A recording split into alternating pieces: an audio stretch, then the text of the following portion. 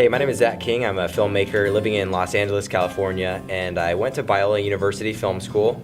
Now I'm graduated and making movies on YouTube. There was a YouTuber I was watching for a while called Mystery Guitar Man, and I didn't know a lot about YouTube at the time. And I'd see his videos and he did these cool visual effects, and I was like, I kind of want to try that out. So I got After Effects, and there was a competition going on that was sponsored by YouTube. It was called the Next Step Program, and they offered $35,000 if you won this. And I was like, oh, I want to try winning it. And I was like, I gotta have something cool like explosions and stuff. So I went to Video Copilot and I learned how to add explosions and all this cool visual effects. And I learned After Effects in 2 days. I put myself in my room and I locked myself there. I skipped classes, I skipped my tests, and I made this video and I actually won. And I got flown out to New York and got the scholarship, but that's really how I started visual effects. I was pretty young when I got into editing. I remember I edited on Final Cut 3 back in the day, and I got the software on my computer, and I think I was around 12 when I started editing on Final Cut, and then I learned just by reading the manuals. There was no there wasn't many tutorials online. I don't know if I had access to a computer at that point. I would just read the manuals, throw it into Final Cut, and just start editing weddings for free and doing any projects I could just to start learning. I started the YouTube channel Final Cut King when I was living as a freshman here in the dorms, and I went online to look for tutorials to learn an actual effect, a color correction effect in Final Cut, and I couldn't find anything, and eventually I learned the effect, and I was like, I really want more tutorials out there. I think it'd be cool to fill that niche, so I started creating my own tutorials. I was also teaching people Final Cut from that. People were I'd post a video on YouTube and they'd call me and be like, hey, can you teach me privately? So I'd wake up at 6 every day before my classes and teach Final Cut via Skype and stuff, and they would send me PayPal money, and it was so weird in my room under my bunk bed doing that. And then eventually I entered the Next Step competition for YouTube, and I won that, and through that Freddie Wong had seen my work, and he took me out to lunch with Brandon, and he said, hey, I hope you guys keep doing this and really post more of your own work. Tutorials are cool, but he's really post your own stuff. So from there, I continued posting my own work, and it got more traction. And one of our more popular videos in the beginning was we were just goofing around with visual effects. And so we had a video called iPad 2 hologram feature, and we made it so an iPad has this hologram feature you can turn on in the settings, and it displays up, and you could touch the screen. It's all cool. And that got a couple million views after we posted, and we're like, what the heck? That's crazy. For a while, our videos have really been about making ordinary life unreal, and in situations what would it be like if there's kittens playing with lightsabers and that type of stuff. We want to go crazy and really have videos that people remember, and it's not just normal vlogs or YouTube videos. The initial ideas really come from spark from a lot of friends and conversations, and I also keep a dream journal. I know inspiration comes from everywhere, movies I watch, TV shows, and since we were students, shoot in the afternoon, and then we bring our footage, edit it, transcode it, and do all that at night.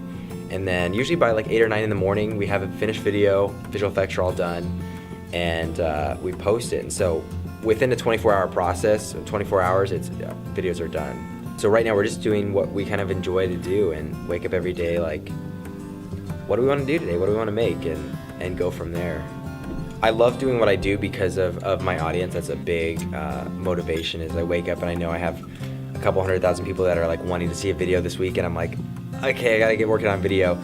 And so that's a big push. But even before I had an audience, I was always making videos and doing a similar routine in my filmmaking. So the passion's definitely there, and now it's just kind of more motivated because of an audience. And I love waking up thinking what can I make today, because so many people want to see it, and what would they enjoy seeing. So a couple weeks back, a fan got really excited online and said hey, will you make a video of yourself being pepper sprayed? And he got a bunch of people behind him, and the comment got really popular. And so I ended up doing that for the fans, and that's an example of my audience kind of dictates a lot of the things I do, which isn't necessarily smart all the time in that case, but do anything for the fans.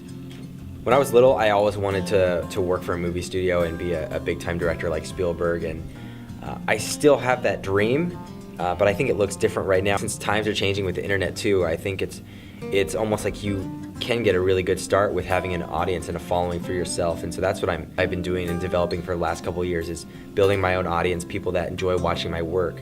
so that maybe down the road when I have a story I can pitch to a studio, I also have the audience behind me and I can say, hey, I have hundreds of thousands of people that want to also see this work if it's made by me. And so that's kind of what I'm putting in my tool belt right now, is just gaining attraction. I'm always encouraging kids to go out and start something that they can get their own following and kind of have a name for themselves and brand themselves as like this awesome filmmaker, this awesome editor, whatever their skill is. Because if you can hone that and then brand it, people will like automatically come to you and who knows, maybe a studio eventually. One of my favorite filmmakers that I grew up on was Steven Spielberg, and I would watch his movies and in the living room with my family, like usually hiding behind a pillow if it was Jurassic Park, and I was like mesmerized by what he made. And so growing up, I watched those like over and over and over, and I can remember like shot by shot how they filmed it or edited the final videos. And so when I make a movie now, a lot of times my sequences are copies of other films I've seen, since I've kind of memorized the way, he cuts to a close-up here and a wide shot again and a medium here. So I kind of take that in my film process and my editing process and kind of line up my projects and his in a line in my head.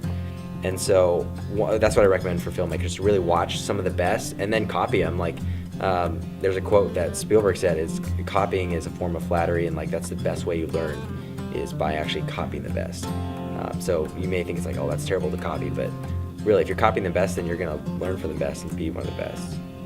If I had any advice for people going into the creative field, I would say really keep your opportunities open and try a lot of different things. Like don't just say I'm gonna only do film, or maybe you might dabble in a little entrepreneurship and business, because I think all creative people have this, like they like to try new stuff and be creative with different things, and it might not just be film or editing or visual effects.